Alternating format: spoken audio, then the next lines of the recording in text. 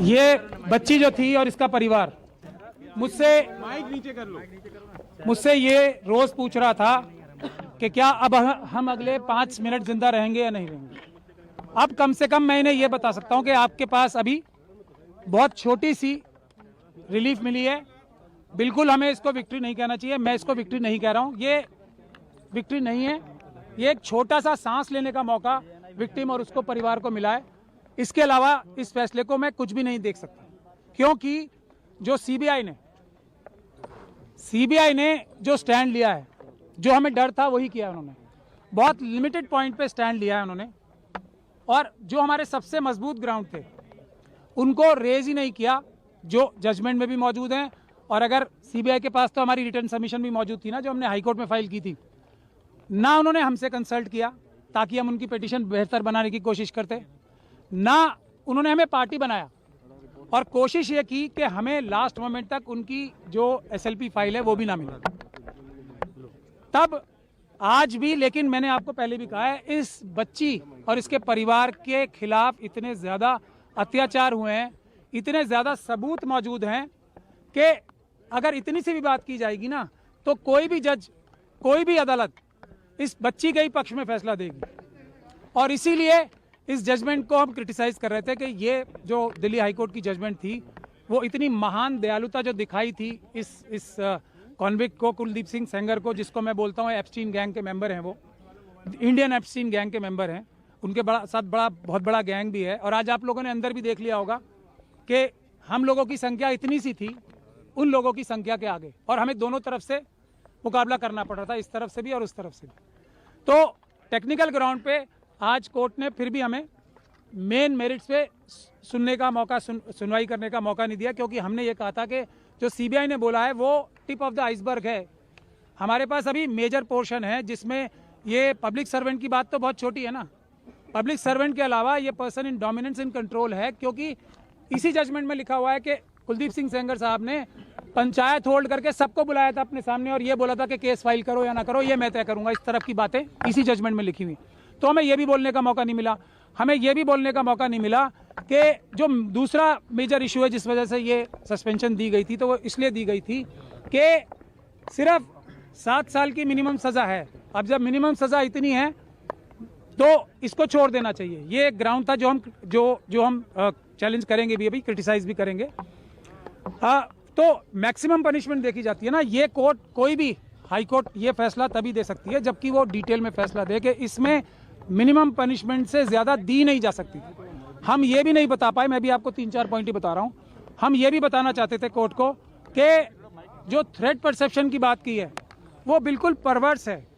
इस बच्ची के तो पिता को मारा गया, इस बच्ची के साथ गैंग रेप किया गया, इस बच्ची के वकील को मारा गया, इस बच्ची के मौसी चाची को मारा गया।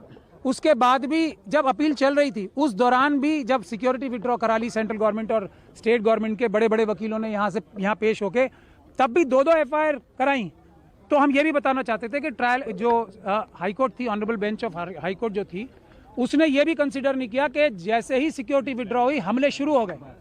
तो हम ये भी बताना चाहते थे कि थ्रेट परसेप्शन ऐसी नहीं होती कि अंदाजा लगा के ये कह दिया जाए कि फ्यूचर में अटैक नहीं होगा, इसके ऊपर कोई हमला नहीं होगा, क्योंकि सीआरपीएफ है इसलिए किसको कोई खतरा नहीं है। माँ को तो खतरा है। फैसले को कैसे देखते हैं आप? मैंने आपको बताया ना, ये मरते हुए नहीं, जो इसको जीत कहेगा, वो जो जीत कहेगा इसको, वो धोखा देगा देश की जनता को भी और पूरी न्यायिक व्यवस्था को। सबसे बड़ा धोखा होगा अगर इसे जीत बोला जाए। मेरी बात सुन लीजिए, ये जीत नहीं है। जीत क्या है? इस बच्ची की क्या जीत होगी? इस बच्ची को दर की ठोकरें खानी पड़ रही हैं। इतने छोटे छोटे 2 बच्चे हैं उसको कल मार दिया जाएगा, परसों कोई सिक्योरिटी नहीं है। इस बच्ची का क्या जीत होगी? इसके पिताजी की हत्या कर दी, इसकी माताजी को विधवा कर दिया, इस बच्ची की जीत कहाँ होगी? अब इसके वकील को मार दिया गया, इसकी मौसी चाची को मार दिया गया, और ये सड़कों पे दर भटक रही है। इसकी जीत होगी क्या? इसकी क्या जीत? मैं सीबीआई ने हमें पार्टी नहीं बनाया। सुरक्षा छोड़िए, पहले जो जितने लोगों को, क्रिमिनल्स को जो बुलेट प्रूफ गाड़ियां दे रखी हैं, बड़े बड़े घर दे रखे हैं, आप लोग इस पे स्टोरी करो ना। क्या ये बच्चियां नहीं, मैं एक मिनट बता रहा हूँ, एक मिनट पहले एक लाइन तो बोलने दो। हाथरस की बच्ची है ना, जब वो भी मरने लगेंगे तभी उनका भी ख्याल होगा, उसका परिवार का कोई ख्याल नहीं हो रहा ना। ये हमारी, बस लास्ट लाइन बोल लीजिए, ये हमारी सिस्टम का फेलियर है, हमारी सोसाइटी का फेलियर है कि हम 2 दिन 4 दिन तो किसी इशू के बारे में एक्टिव रहते हैं, उसके बाद निरंतरता नहीं होती। यही जो गिद्ध है ना एप्स्टीन गैंग के, ये बात इस बात को जानते हैं कि 5-6 दिन 1 महीने से ज्यादा देश की जनता भूल जाएगी, क्योंकि अपनी परेशानियों में मुब्तला हो जाती है। मैं इसको, अगर आप इसको रिलीफ कह रही हो कि जो इतनी एक तरीके से, पूरी तरीके से कानून व्यवस्था और सब लॉ के खिलाफ जो हाईकोर्ट की जजमेंट थी उसको रोक दिया गया, तो फिर मैं रिलीफ कह सकता हूं, लेकिन ये बच्ची को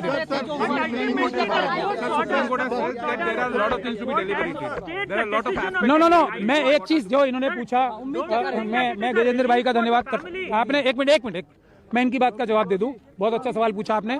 हम उम्मीद यह कर रहे थे कि एक सुओ मोटो जो सुप्रीम कोर्ट ने संज्ञान ले रखा था सभी बच्चियों के बारे में, जो छोटी बच्चियां हैं उनके रेप और मर्डर्स के बारे में, उसको रिवाइव हम कम से कम करा देते, लेकिन हमारी सुनवाई नहीं हुई।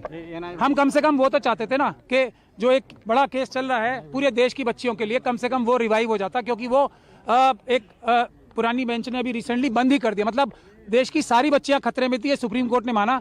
अब वो रिवाइव करने के लिए हमें दोबारा एप्लीकेशन लगानी पड़ेगी। ये इन बच्चियों की, इनके परिवारों की सबसे बड़ी प्रॉब्लम होती है। There is a window that the Supreme Court has said there are several more aspects to be deliberated, and you have also been granted an opportunity to file an application. No, for that I am eternally grateful. I'm not saying that, but please understand the victim's plight. She asks me question. So what do? How do I tell her that I have not been, CBI has ensured that I don't get an opportunity to argue this case. तो ये है बस बात। But sir, the argument was made there. The Supreme Court has now given the... तो इसी के साथ आप सुन रहे थे ये पीड़िता पक्ष के वकील जो साफ तौर पर कह रहे थे कि ये जीत नहीं है, ये सिर्फ एक टिप ऑफ द आइसबर्ग है और